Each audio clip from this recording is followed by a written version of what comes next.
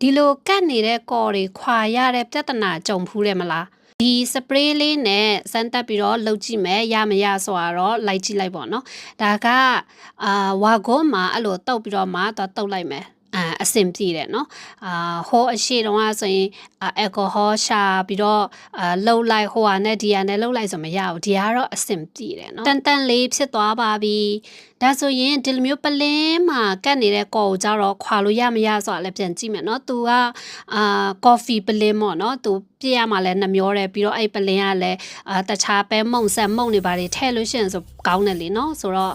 အဲ့ဒါကိုခွာကြည့်မယ်အနက်တော့နည်းနည်းနန့်တယ်နော်အနက်ကနန့်တယ်ဆိုတော့အိမ်အပြင်မှာလောက်တာပိုကောင်းတယ်ပြီးတော့လက်အိတ်ထဲတာပို့ပြီးတော့မှအဆင်ပြေမယ်နော်နှမုံဆိုလက်မှာရောအဲ့လိုဆေးတွေပါတယ်ဖြစ်မှာဒါခွာလိုက်တော့ဒီလိုမျိုးဖြစ်လာတယ်နော်ကျမထင်တာကအရင်ဆုံးရေစိမ့်ပြီးတော့မှသူအဲ့လိုနည်းနည်းလေးကွာခါနီးကြမှာအဲ့စပရေးကိုပြန်ဖြန်းပြီးတော့မှခွာရင်ပို့အဆင်ပြေမယ်လို့ထင်တယ်နော်ဒါကကြတော့ကျမရေမစိမ့်ပါမစိမ့်နဲ့ဆိုချက်ချင်းလှုပ်လိုက်တာဆိုတော့နည်းနည်းခွာရခက်တယ်ကောင်းလားမကောင်းလားဝယ်တင်လားမဝယ်တင်လားလို့ဆုံးဖြတ်လို့ရအောင်အမတ်ပေးခိုင်းမယ်ဆိုရင်တော့10မှတ်လောက်တော့ရမယ်နော်10မှတ်အပြည့်တော့မရဘူးဘာကြောင့်လဲဆိုအနံ့နံနဲ့ပြီးတော့